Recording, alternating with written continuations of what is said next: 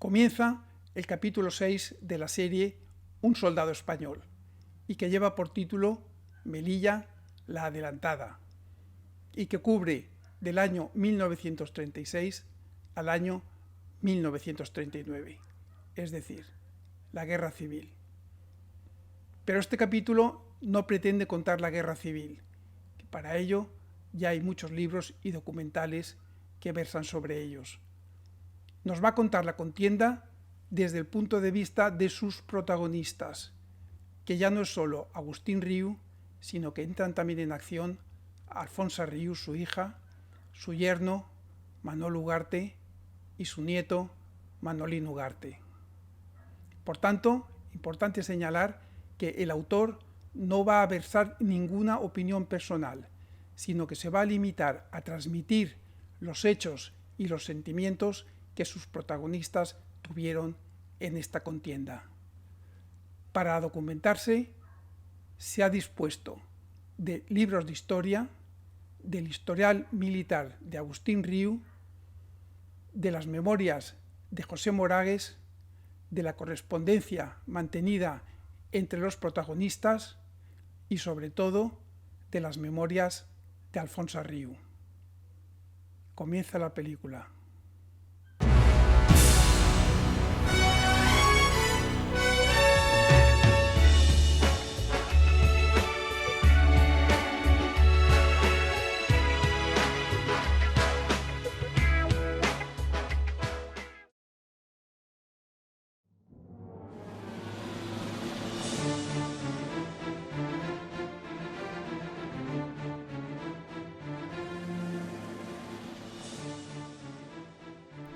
Esto es el Llano Amarillo, un lugar de la provincia de Ketama, equidistante entre Ceuta y Melilla, a unos 260 kilómetros de ambas y perteneciente al Protectorado Español de Marruecos. Entre el 5 y el 13 de julio de 1936, allí se concentran 15.000 soldados del ejército español, en unas maniobras militares. Entre los jefes se encuentra el entonces teniente coronel Juan Yagüe, que sería luego apodado el Carnicero de Badajoz, uno de los conspiradores del golpe militar que se está allí organizando. Su tienda es la más visitada.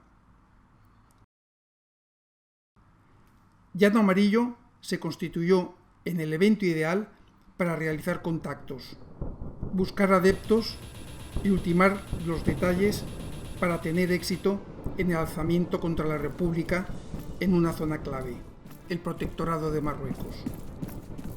En Llano Amarillo estaban el teniente coronel Agustín Riu y el capitán Manuel Ugarte. También estaba allí el general Romerales, jefe de la circunscripción oriental de Marruecos, con sede en Melilla.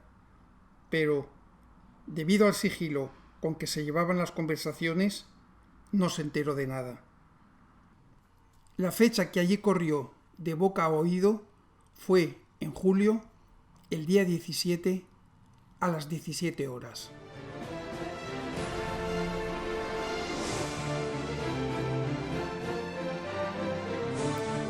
El mismo día que concluyeron las maniobras de Llano Amarillo, en Madrid hubo un asesinato. Las muertes a tiros ejecutados por los extremos derecha e izquierda eran algo cotidiano y no hubiera trascendido. Pero esta sí tuvo consecuencias, y muchas, pues se trataba del líder de la oposición, Leopoldo Calvo Sotelo. El pistolero que apretó el gatillo, Luis Cuenca, pertenecía al grupo de guardaespaldas de Indalecio Prieto, líder del Partido Socialista Obrero Español, aquel que sacó una pistola en el Parlamento apuntando a los diputados de derechas. El PSOE ocultó los hechos. El golpe no iba a tener marcha atrás. El ambiente en Melilla, como en el resto de España, era explosivo. El recién inaugurado casino militar constituía el punto de encuentro entre jefes y oficiales.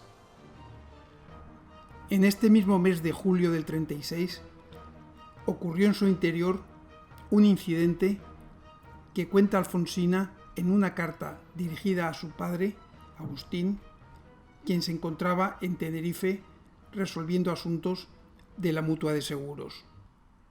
Esto es el reflejo de los tiempos que se vivían. Se presentaron en el baile unos individuos con pistolas, poniéndoselas en el pecho a los oficiales, pero estos no les hicieron ningún caso. Y aunque no se oyeron tiros, hubo desmayos y sustos. Dijeron que la cosa no acabaría ahí.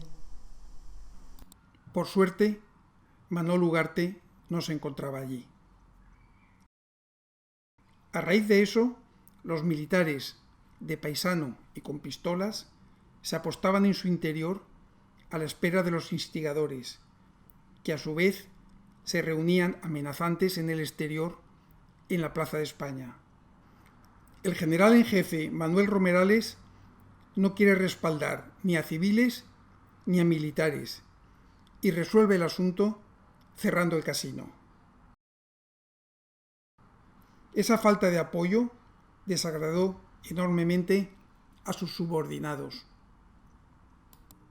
Los principales encargados de ejecutar el golpe en Melilla fueron el coronel Solans y los tenientes coroneles Gazapo y Seguí. Agustín Riu, como tantos otros jefes y oficiales en el protectorado, se comprometió a apoyarlo y con él todo su cuartel.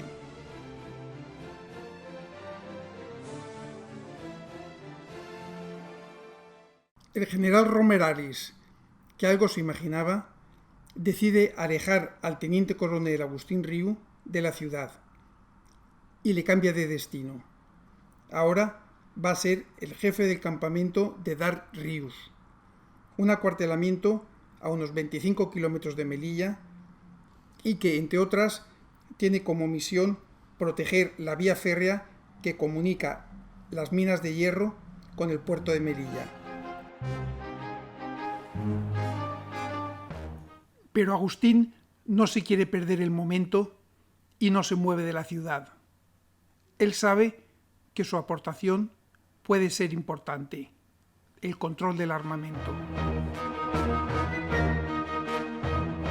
Y como hombre previsor, que siempre lo fue, se adelantó a los acontecimientos que se avecinaban y él, como responsable de la custodia del armamento, decide quitar el cerrojo de todos los fusiles y carabinas existentes en el parque y también el cañón de las pistolas, para evitar que en un posible motín y asalto al parque caigan en poder de la extrema izquierda y de los anarquistas, tal y como sucedió en Barcelona al día siguiente. Solo sus colaboradores inmediatos conocían la ubicación de estos cerrojos. Él ya sabe que su yerno, Manuel Ugarte, está también comprometido con el golpe, y ambos dudaban respecto a cómo y cuándo decírselo a Alfonsina. La víspera al día 17, llegado el momento, ella es consultada.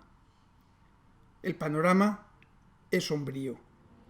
Si la sublevación fracasa, puede encontrarse con su padre y su marido degradados y fusilados, y sus pensiones anuladas.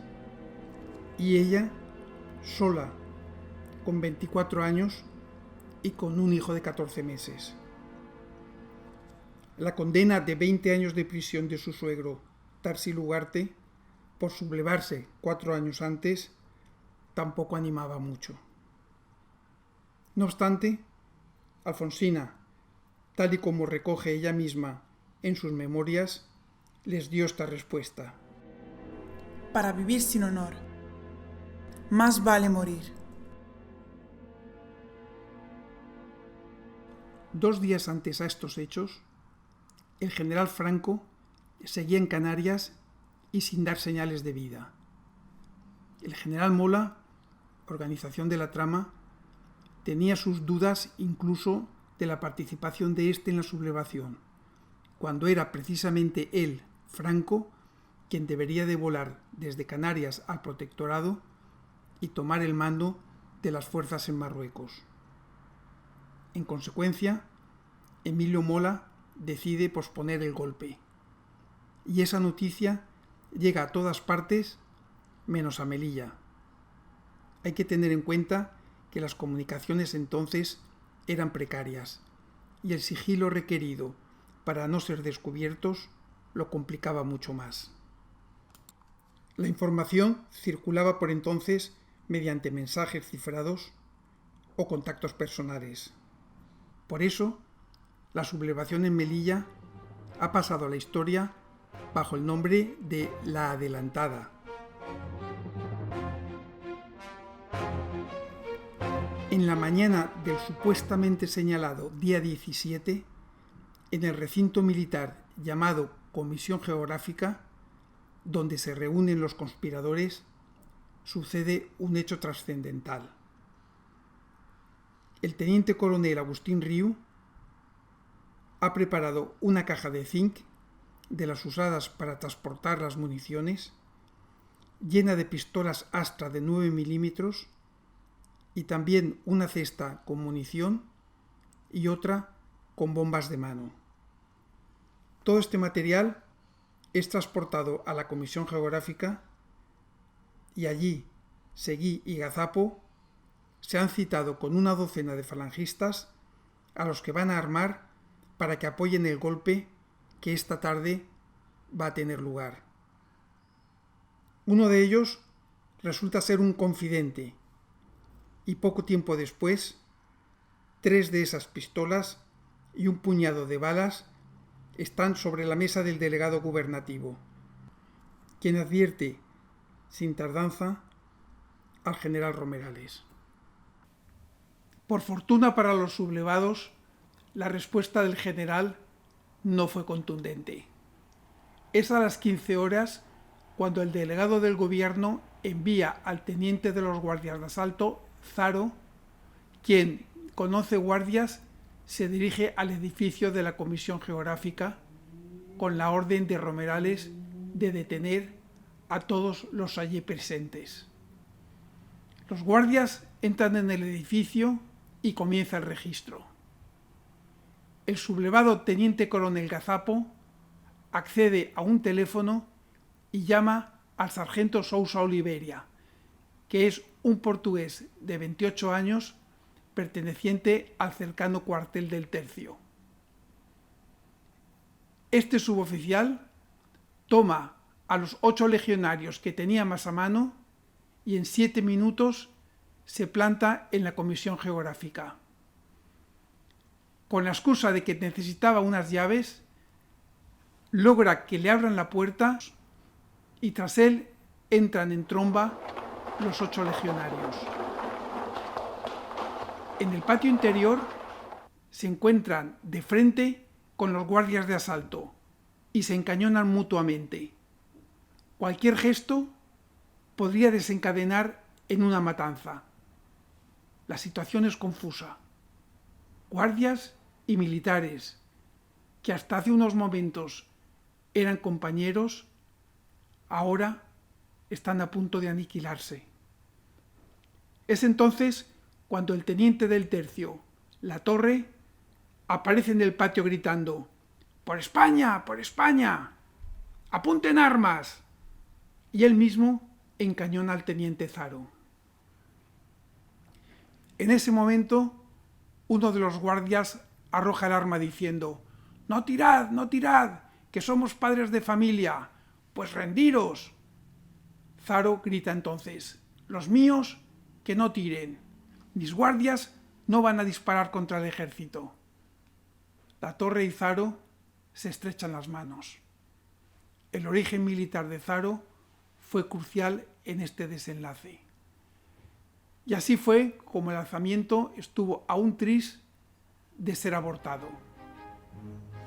Mientras tanto, el jefe de la circunscripción oriental, el general Romerales, no sabe lo que está pasando y por eso está haciendo una ronda telefónica a los distintos cuarteles para determinar quién se mantiene fiel a la República, pero no puede localizar al teniente coronel Riu, quien deja dicho en la agrupación de artillería que se encuentra en Dardrius, y allí que se encuentra en la agrupación de artillería, mientras que él, de paisano, da vueltas por la ciudad a la espera de que sean las 17 horas. ¿Dónde se mete este Riu?, se le oye gritar al general.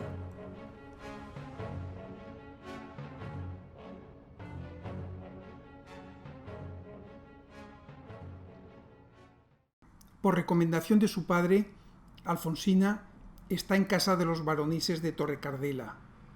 Si hay fuerte lucha, los pabellones militares no serían un lugar seguro para ella.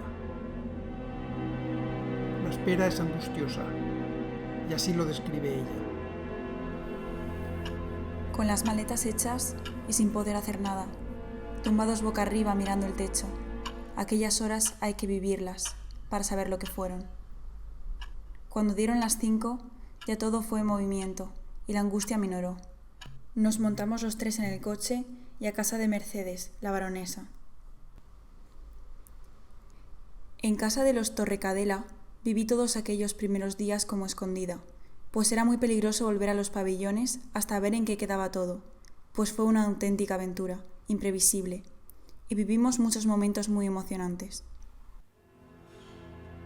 De hecho, José Moragues se asomó por la ventana y un tiro entró por ella, impactando en el techo. Agustín Riu, con la pistola reglamentaria a su lado y de paisano, entra en la ciudad en el Fiat Valilla. El golpe ha comenzado. Llegada la hora y una vez descubierto el plan, los alzados siguen adelante con sus propósitos. Se reparten por los distintos cuarteles, combinando a sus jefes a que se unan al movimiento, generalmente con respuesta positiva. El coronel Solans, con el apoyo de otros jefes y oficiales, acuden a la comandancia militar, donde, a punta de pistola, detienen al general en jefe Manuel Romerales y los pocos jefes que le restan fieles. Se han sublevado. ¿Pero quiénes? ¿Los comunistas? No, nosotros. Bueno, ellos. Entregue el mando. No puedo, Solans. ¿Qué coño no va a poder?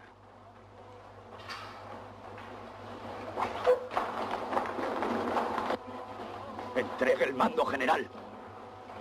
Si no, es usted hombre muerto. La alcaldía también fue tomada y el alcalde y varios ediles arrestados. Lo mismo ocurrió con la delegación del gobierno. En la comandancia militar ya nadie responde al teléfono. El Ministerio de Guerra en Madrid intenta evaluar la situación, realizando una ronda de llamadas. Al teniente coronel Agustín Riu Batista le llaman 2 veces, pero este ya estaba sublevado. Mientras tanto, el teniente coronel Riu, teléfono en mano, mete prisa para que regulares y tercio lleguen a Melilla antes del anochecer, pues en la ciudad la mayoría era de izquierdas y los golpistas iban a estar en clara minoría hasta la llegada de la tropa acuartelada en el protectorado. A quien no hizo falta llamar fue a Joaquín Ríos Capapé, pues él, con su tabor de soldados regulares, que estaba ubicado en la Alcazaba de Esnada, ya el día 16 se había puesto en marcha para llegar a Melilla. Su acción fue irrelevante, pues estaba muy lejos y no tuvo medios de transporte, por lo que no fue el primero en llegar a Melilla. De hecho, tuvieron que hacer noche en la todavía lejana Alhucemas. Pero hay que reconocer que Ríos Capapé fue el primero en tomar una decisión sin el consentimiento de sus superiores.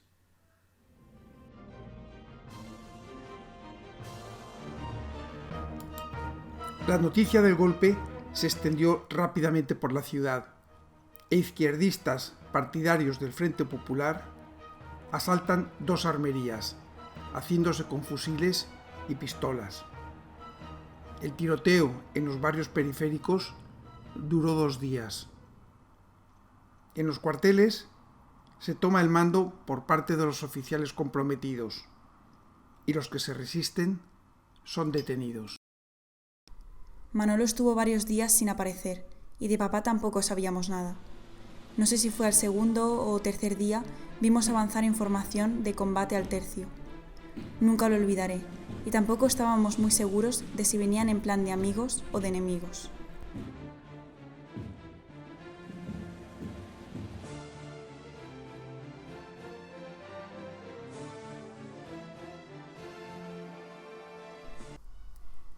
Por fin volví a casa. Fue una época muy bonita. La primera vez que oímos misa, que fue al aire libre, pues dentro de la iglesia no se cabía, fue a la puerta de la iglesia del Sagrado Corazón, la misma en que nos casamos, un gentío enorme y la tropa. En el momento de alzar, tocaron la marcha real. Eso hay que vivirlo, para saber lo que se puede experimentar después de más de 5 años en que nos la jugábamos yendo a misa. Al oír misa al aire libre y oír la marcha real, es algo inenarrable.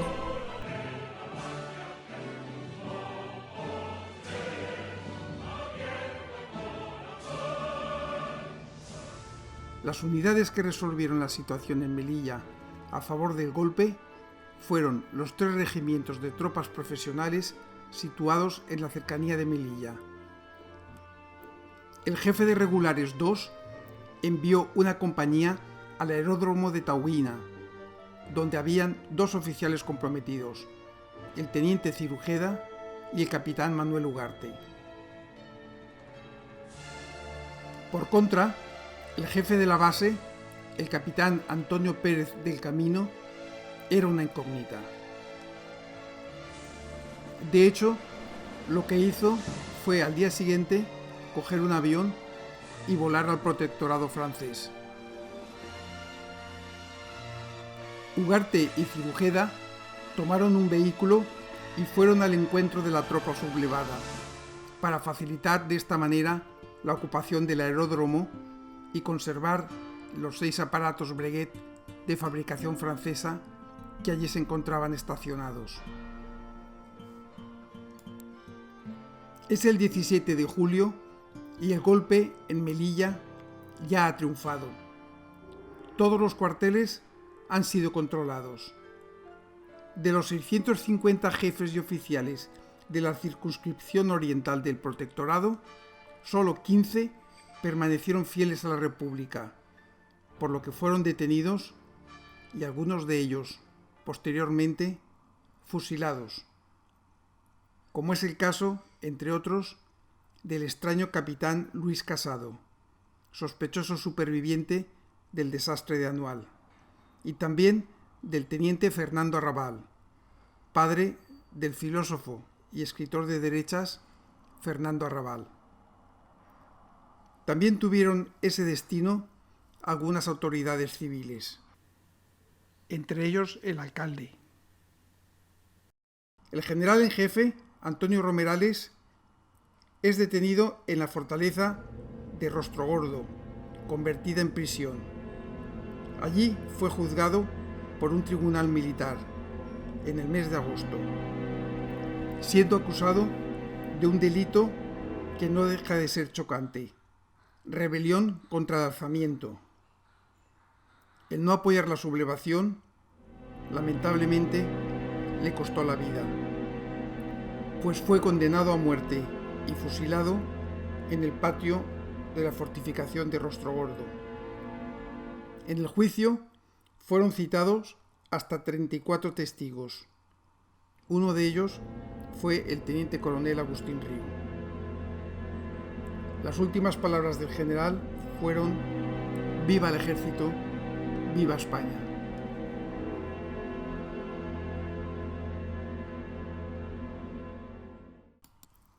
Los alzados en Melilla actuaron con valentía, al no tener referencias de lo que acontecía en el resto de España, porque ellos fueron los primeros. Si el resto de España no les hubiera secundado, los fusilados hubieran sido ellos. Para los que pusieron todo en juego de manera desinteresada, este levantamiento fue siempre un motivo de orgullo. Pero los grandes mandos y posteriormente algunos historiadores la cosa la ven de otra manera. En la península nadie se movía, esperando las órdenes de Mola. Franco seguía en Canarias. La orden de espera había llegado a todas partes, incluso a Ceuta, pero no a Melilla. Melilla se había adelantado y había comenzado la sublevación sin la orden del principal conspirador, Emilio Mola. Mola y Franco tardaron varias horas en saber que la acción había comenzado. Por contra, el presidente del gobierno del Frente Popular, Casares Quiroga, estuvo puntualmente informado, lo que le permitió tomar medidas que posteriormente dificultaron a los rebeldes ejecutar sus planes en otras ciudades. Entre el 18 y el 20 de julio, de forma descoordinada, la sublevación se extendió por media España, pero fracasó en ciudades como Madrid, Barcelona y Valencia. El golpe había medio fracasado, pero también la República había medio fracasado en su intento de sofocar la rebelión.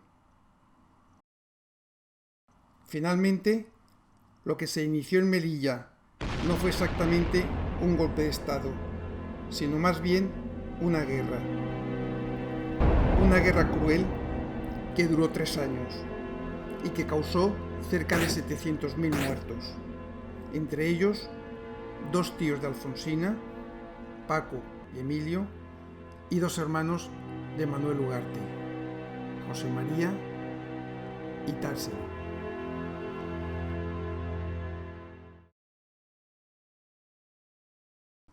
Ya el mismo día 18 de julio del 36, el gobierno de la República ordena a los destructores Almirante Valdez y Sánchez Barcaiztegui salir de Cádiz y Cartagena respectivamente para evitar el traslado de las tropas de África al cruce del Estrecho y bombardear los cuarteles rebeldes de Melilla. Los oficiales a bordo, comandados por el almirante Vergareche, deciden no hacerlo y pasarse al bando sublevado. La tripulación, contraria a esa decisión, se amotina y toman los barcos. Sus 10 oficiales fueron pasados por las armas.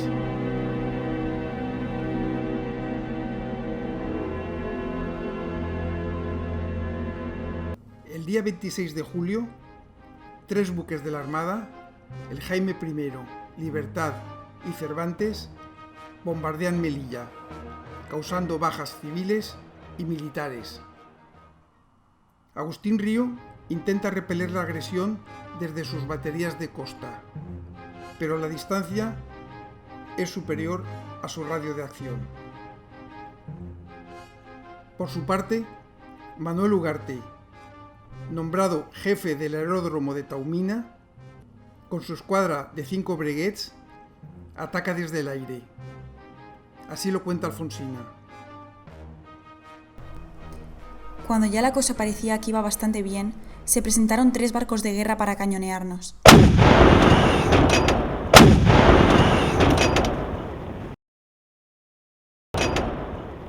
Papá se fue a una batería que tenía emplazada en lo alto y los aviones por encima, pero éramos como pigmeos contra ellos. Los aviones eran unas avionetas con unas bombitas solo para asustar, de forma que tuvieron que bombardear muy bajo, así que se la jugaron bien. Murieron 2 compañeros. Uno era Cirujea, que era un matrimonio muy amigo nuestro, y además se perdió ese avión, quedando solo 4 tras la fuga del jefe de la base. Alfonsina dio apoyo y consuelo a su joven viuda, que era también su amiga.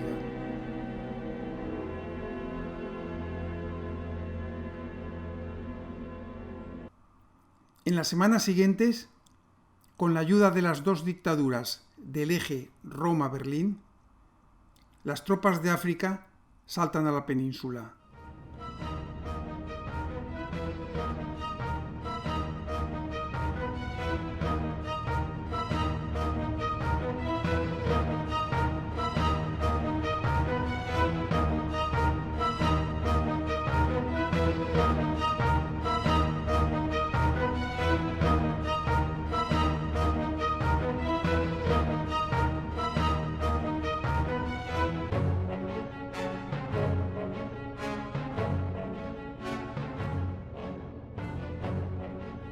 Y de Cádiz y Sevilla a Badajoz, hasta unirse con los sublevados del norte de España.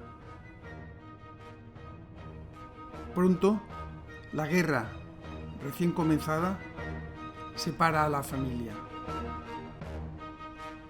El primero en partir es Manolo, destinado a luchar en la península al mando de una escuadrilla de cazabombarderos, quien, siguiendo al frente, va cambiando continuamente de base: Badajoz, Bilbao, Griñón, el Ebro.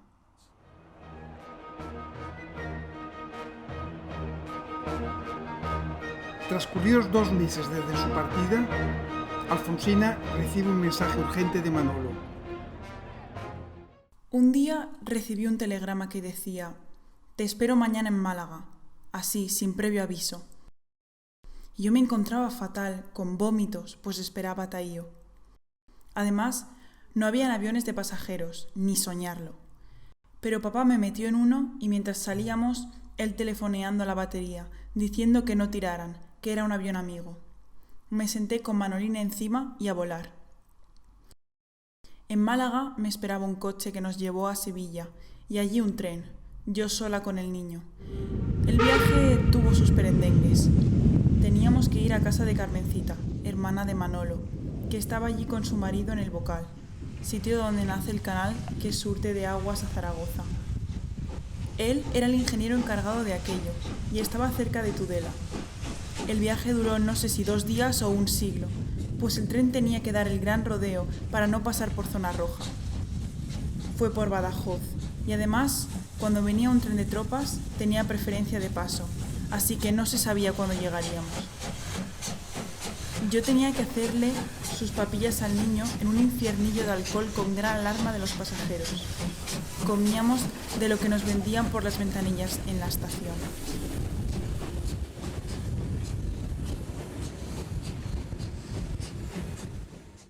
El Bocal, paraje situado junto a Tudela, en la provincia de Navarra, es la primera y la principal morada de Alfonso y de su hijo Manolín. Varias veces salen de él, para luego retornar. El Bocal es una antiquísima presa sobre el río Ebro, donde da comienzo el Canal Imperial de Aragón, un cauce artificial que riega los campos del sur de Navarra y hasta Zaragoza.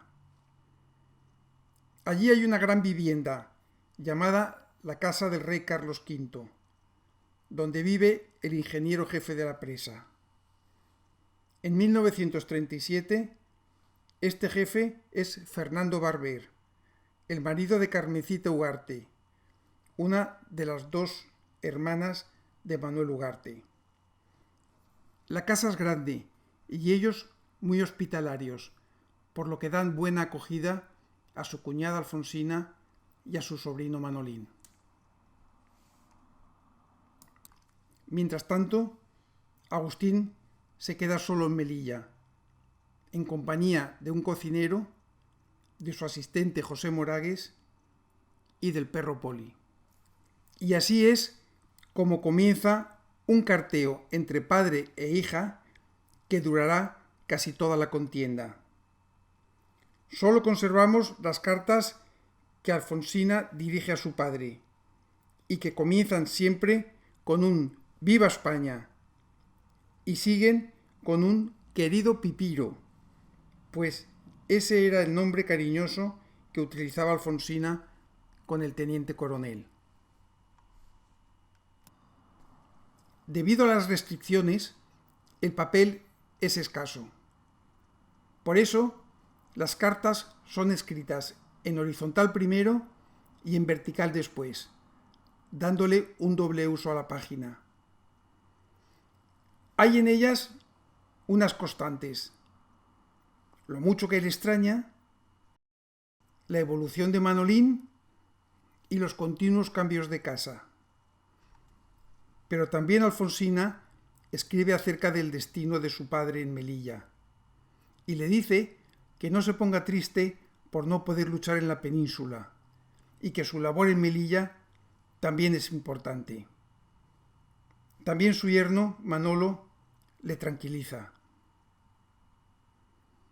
Pero en otras cartas, contrariamente, le dice que haga todo lo posible por trasladarse a luchar a la península, pues no quiere que nadie ponga en duda su entrega por la causa. Puedes hablar con brío a los chicos, pues saben que si te quedas no es por tu gusto. Me gustaría que vinieras destinado a España mientras dure la guerra, pues, aunque tú estés ahí trabajando mucho y aguantándote las ganas de venir, nadie excepto nosotros creerá luego en esas ganas, y se permitirán hablar mal de ti. Ya dicen que te ofrecieron las antiaéreas en España. Yo te digo que hagas todo lo posible por venir, que por lo menos no se diga que no revolviste Roma con Santiago para conseguirlo. Te pido que lo hagas y tengo mis razones. Su Pipiro, como gran conocedor de la zona, permanece en Melilla, de nuevo como jefe de la agrupación y parque de artillería, y a su vez formando parte de la Junta de Defensa de la Playa, inspeccionando las baterías de costa y las antiaéreas. También es jefe de los servicios de artillería de toda la circunscripción oriental del protectorado y es sustituto ocasional del jefe de la comandancia militar de toda la zona. Se puede decir que es el número 2 en Melilla. Pero su mente está en la península, donde se combate con fiereza, y él, comprometido con una causa que defendía unos valores que eran también los suyos, quería participar.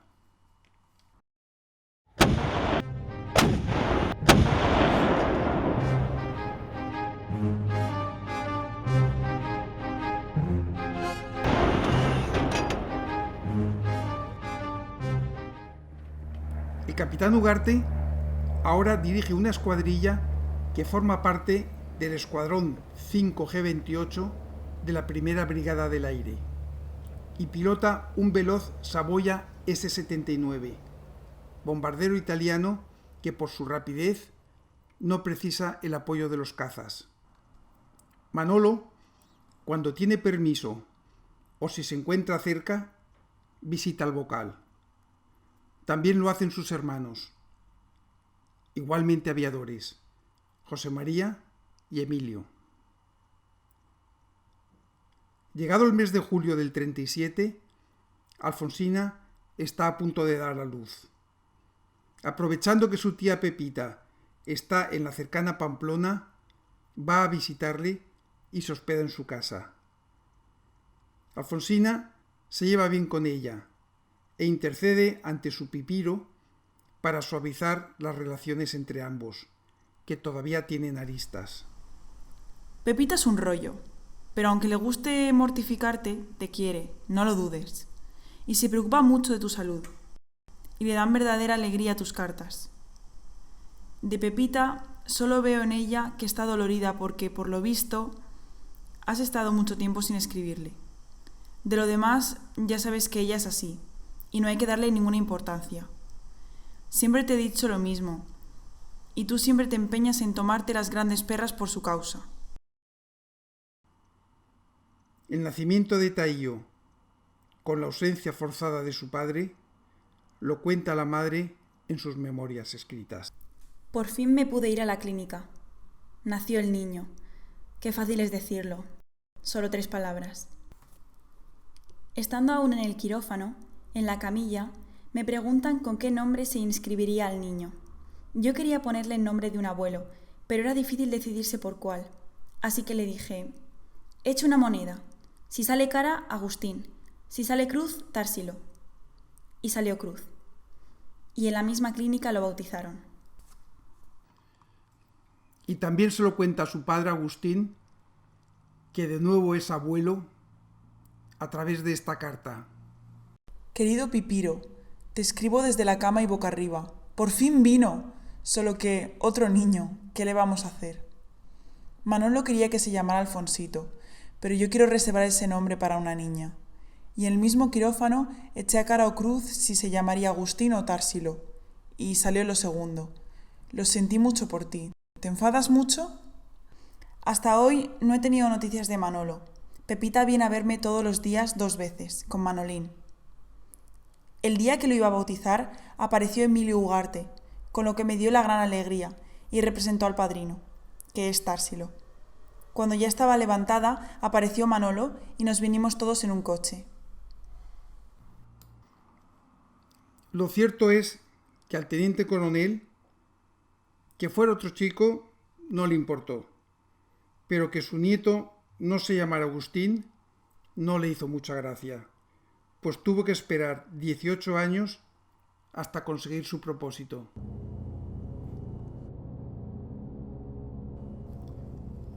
El día 13 de agosto de 1937, Fernando y Carmencita Ugarte llevan a su bebé desde el Bocal a la cercana Tudela para visitar al pediatra. El coche es conducido por el chofer y Alfonsina acompaña al matrimonio. De repente aparecen en el cielo varios aviones Tupolev SB-2, bombarderos de fabricación rusa, aquí rebautizados como los Katiuskas, y esto fue lo sucedido. Cuando ya íbamos a enfilar la carretera rumbo al Bocal, en ese momento, sin más, nos cae delante una casa que tapa toda la calle y oímos un ruido de cosas que caen sobre nuestro coche. Vimos caer la segunda bomba en la plaza. En ese momento bajamos del coche. Lo que había caído en el coche eran los alambres del alumbrado. En la puerta de la casa vi un chico con una gran herida en la pierna. Le dije, «No te la toques», pues él estaba al lado del carbón. El chofer abrió el capó para ver si la metralla había dañado el motor, y por la parte mía también había entrado metralla, una sobre mi cabeza y otra bajo los pies. Nos metimos en el coche, bordeando la plaza, pero antes vi lo que más me impresionó. Un hombre que llevaba a un niño de la edad de Manolín, cogido por los sobacos y con una pierna colgando. O eso me pareció a mí. Y en aquel mismo momento me prometí que siempre que sonara una sirena bajaría a los niños al refugio. Porque es que a veces da mucha pereza, pues siempre es a medianoche. Cuando llegamos hacia el centro de la plaza, vimos a una niña de unos 12 años muerta. Su hermana venía con 2 bocadillos en la mano gritando, ¡Mi hermana! ¡Mi hermana! Bajamos del coche. Vi una mujer de uno de los puestos sentada en el suelo, apoyada, pero no decía nada, la cara ensangrentada y los ojos abiertos. Y en ese momento, otra incongruencia. Un grupo de hombres salieron de un edificio de correos, se nos montaron en el coche.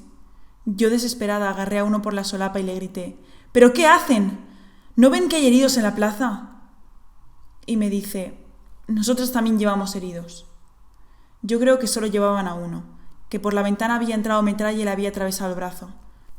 Total, nosotros impotentes, y oyendo el ruido de las otras bombas, nos fuimos andando buscando la carretera. Una vez allí nos pusimos a toser y a sonarnos, y vimos cómo nos salía hollín por todos lados.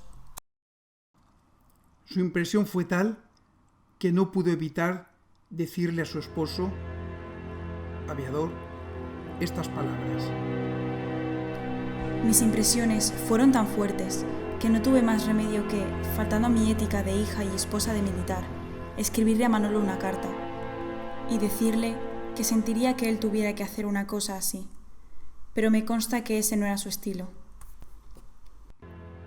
Esto es la punta de uno de los obuses que cayeron en la plaza, causando 13 muertos y 20 heridos, y que mi madre guardó como triste prueba de lo sucedido.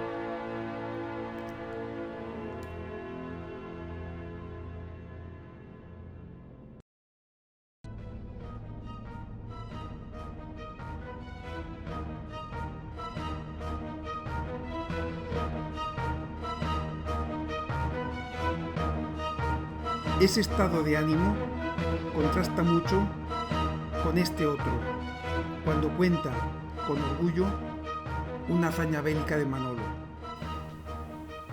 Manolo ha cooperado muchísimo en la toma de Teruel, donde también estaba José María, cruzándose todos los días en el aire. Un día, la escuadrilla de Manolo, después del bombardeo, ametralló a soldados en el suelo, por lo cual les felicitaron y les riñeron, prohibiéndoles volverlo a hacer. Realmente, esa es una acción que entraña mucho peligro.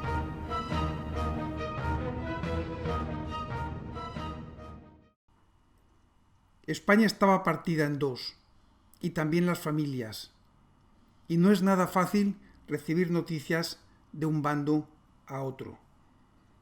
Alfonsina tiene en Madrid a su abuela Virginia y a sus dos tíos, Paco y Emilio Padrón. No sabe nada de ellos. Manolo, por su parte, tiene a sus padres Társilo y Pilar y a sus hermanos Rafael y Társilo, Tachi, que también están en Madrid. Hace 2 años que no saben nada de ellos. Y de pronto, en febrero de 1938, una gran noticia llega por telegrama. Lo firman Társilo y Pilar. Milagrosamente, en nuestra España. Te enviamos fuertes abrazos. Los padres de Manolo y su hermana Pilar habían salido de Madrid con destino a Valencia, y desde allí, no sabemos cómo, llegaron hasta Sevilla, ya en zona nacional. Alfonsina cuenta por carta a su padre la odisea vivida por sus suegros en Madrid. No sé por dónde empezar. Hambre atroz, comer algarrobas mezcladas con arroz y nada más. Ni pan ni nada. La casa está en zona de guerra, junto a la Gran Vía. No le queda ni un cristal. Y no hay carbón. Tampoco hay luz, y guisan con la luz de la calle. Un asco. A Társilo y Pilar, al ver que recibían dinero para poder vivir, los metieron en la cárcel como sospechosos, no teniendo más que el suelo para sentarse, hasta que, debido a la humedad, Társilo cogió un enfriamiento en la vejiga y Pilar tuvo derrames. Al final, viendo que eran 2 viejos enfermos y que no pudieron averiguar ni quiénes eran, los sacaron de la cárcel y los enviaron a Valencia.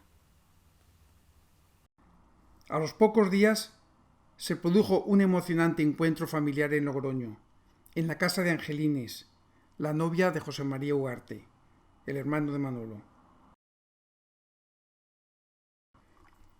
Társilo, una vez recuperado de la anemia, se dirige a Burgos, entonces capital de la zona franquista, donde queda destinado. La preocupación de todos era el hijo menor, Társilo, de 17 años, que le pilló el alzamiento haciendo la mili como voluntario en Guadalajara. El ejército también se había sublevado en esta capital alcarreña, tomando todos los centros de poder civiles y militares. Pero al fracasar el golpe en Madrid, rápidamente llegaron tropas desde la capital y los sublevados fueron capturados. Nadie supo nada más de Tachi, ni siquiera sus padres, que vivían en Madrid. La familia está haciendo gestiones para que entre en un canje de prisioneros que se está negociando, por si estuviera vivo. pero lamentablemente Tachi había sido fusilado 2 años antes. Al término de la guerra, se supo que el mismo día de la sublevación fue ascendido a sargento, fue hecho prisionero y fue trasladado a Madrid al Colegio de los Escolapios de San Antón, convertido en cárcel. El 30 de noviembre de 1936 fue sacado de allí, fue conducido a Paracuellos y, como tantos otros, fue fusilado. En este libro, que investiga los sucesos de esos días en Paracuellos del Jarama, encontramos su nombre.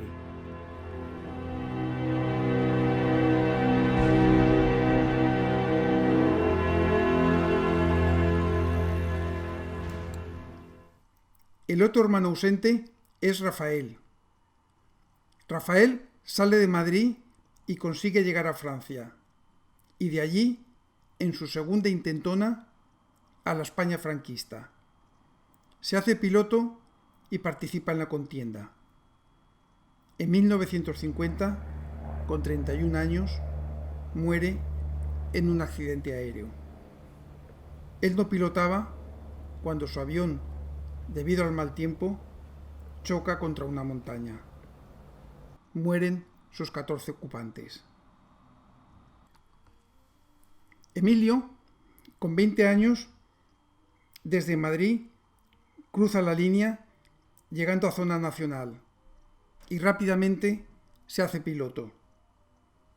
Emilio participa en la contienda, saliendo con vida de ella. Fue un cáncer quien lo mató a los 45 años. José María era capitán de aviación, pero había sido expulsado del ejército por desafección a la República. Al iniciarse la guerra, de inmediato es nombrado jefe de escuadrilla de la aviación franquista. Angelines Montero es su novia y su casa de Logroño es otro de los puntos de encuentro de la familia Ugarte.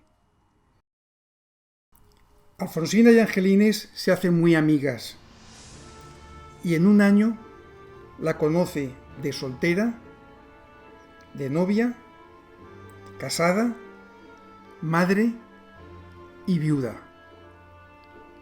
Todo un drama.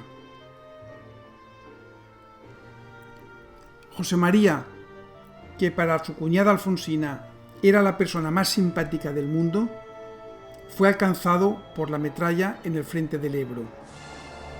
Logró aterrizar en Alcañiz, ya casi sin conocimiento, salvando de esta manera al ametrallador y al avión, pero murió 5 días después en Zaragoza.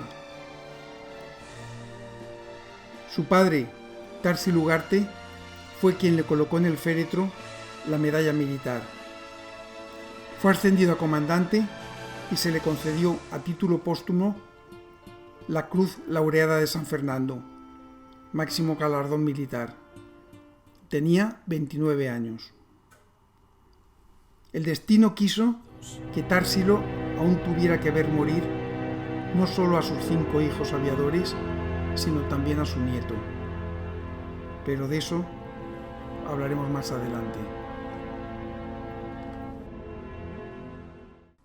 Volviendo a febrero de 1938, el día 26 de este mes, el Boletín Oficial publica la baja en el ejército de Agustín Riu por encontrarse prestando servicio en terreno faccioso.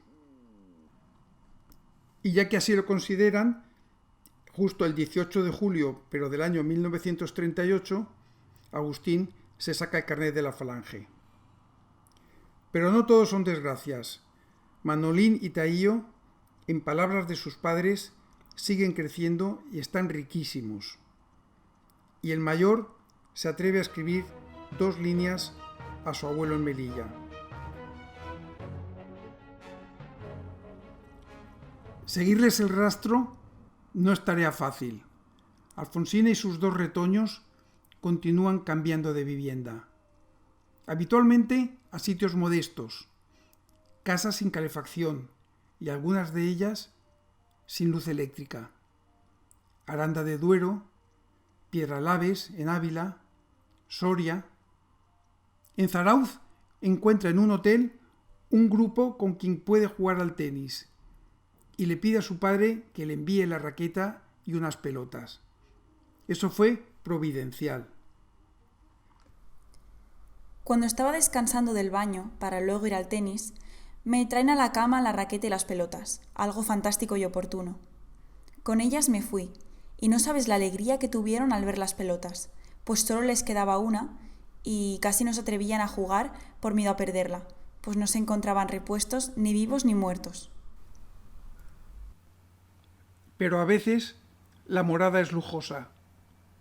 En el Bocal tienen espacio y naturaleza, y en Épila pasa una temporada en el palacete del jefe de Manolo, que además es amigo de Tarsi Ugarte, su suegro. Se trata del infante Alfonso de Orleans y Borbón, que es nieto de Isabel II de Inglaterra y bisnieto del rey Louis-Philippe de Francia. Alfonsina se hace amiga de su mujer, Beatriz de Sajonia, nieta de la reina Victoria de Inglaterra y también nieta del zar Nicolás II de Rusia. Todos ellos juegan juntos a las cartas.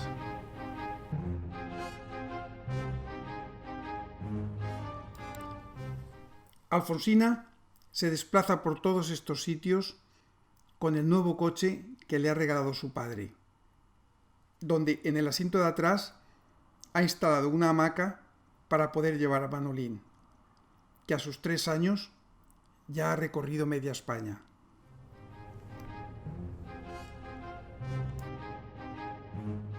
Agustín Riu acababa de ascender a sus 55 años y por antigüedad al grado de coronel, y eso conllevó un nuevo destino: jefe de servicios de armamento y material en el cuartel general del Ejército de Levante, con sede en Calatayud. Allí supervisará el arma de artillería. Por fin había conseguido un destino en la península y había dejado solo a José Moragués a cargo de la casa y del perro Poli. Poli murió poco tiempo después y José, que se sintió muy solo, pidió un nuevo destino, también como asistente. Melilla ha quedado atrás, para todos y para siempre.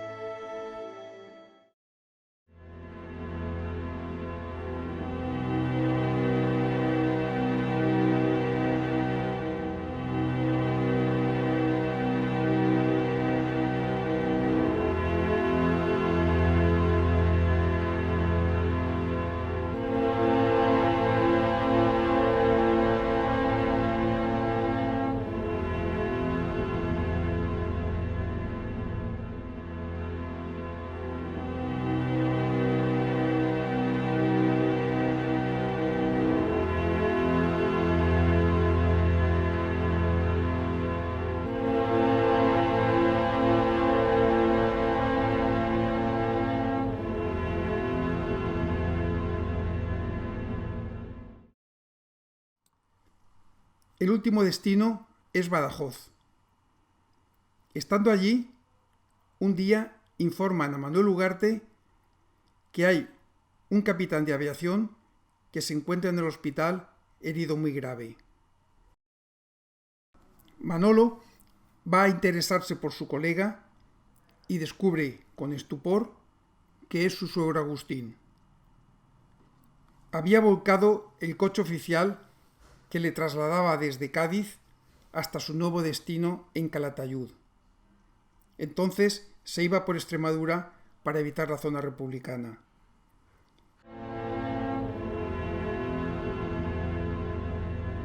La confusión habida en el hospital de Badajoz con Agustín Riu fue debido a un doble error. Tanto los coroneles como los capitanes llevan 3 estrellas, aunque con distinto número de puntas. Y las alas que llevaba el coronel en el pecho era el escudo de defensa antiaérea, lo que le hizo a los médicos pensar que era capitán y que era del ejército del aire. El disgusto fue enorme, y en esos momentos me di cuenta de lo que yo le quería, y de lo que significaba para mí. Tenía una brecha enorme en la frente. Un momento tremendo fue cuando lo llevaban inconsciente en la camilla. Veo que se incorpora y echa un gran vómito de sangre. Luego el médico dijo que había sido sangre que se había tragado de la herida. Yo me pasaba el día en el hospital con él, hasta que se curó. Agustín por fin recibe el alta y puede continuar camino hasta su destino, en Calatayud, donde le espera su nuevo amor, Carmen Pertegas.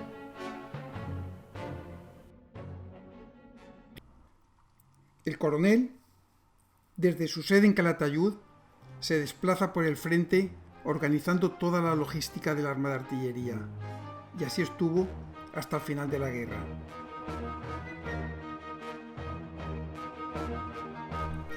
El final de la guerra es algo tan grande que no se puede contar. Hay que vivirlo. Lo primero que hicimos es ir a Madrid.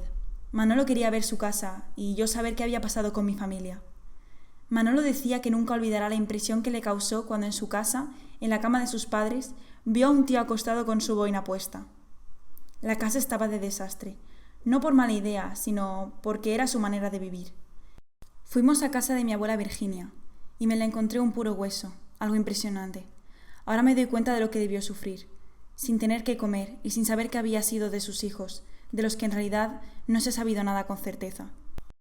La abuela Virginia, cuando liberaron Madrid, tuvo que ir a recoger comida a los camiones que la traían de la zona nacional y luego a comer en los comederos de auxilio social. La infanta, de la que antes te hablé, era una de las encargadas de llevar comida a las zonas recién liberadas, y yo una vez la acompañé. Y era un espectáculo alucinante, ver el hambre que tenían, y gente con muy buena pinta. Nos fuimos a nuestro destino, y luego volvimos para el gran desfile de la Victoria, que se celebró el 20 de abril de 1939. Fue algo grandioso.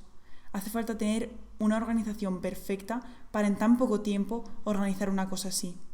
No se puede explicar. Yo no he vuelto a ver una cosa así. Y la gente, en delirio.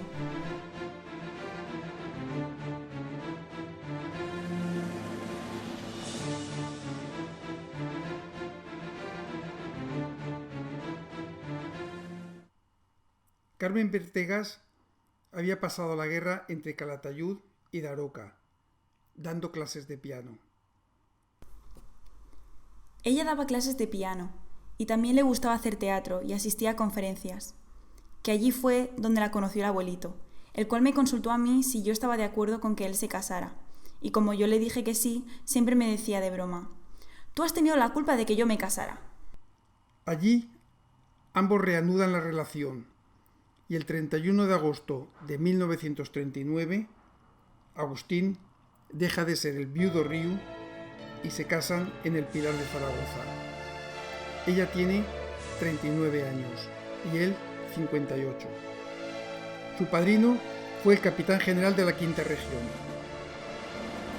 Y entre los testigos de la boda se encuentran el alcalde de Calatayud y Fernando Barber, el ingeniero jefe del Bocal. La celebración tuvo lugar en el Gran Hotel de Zaragoza.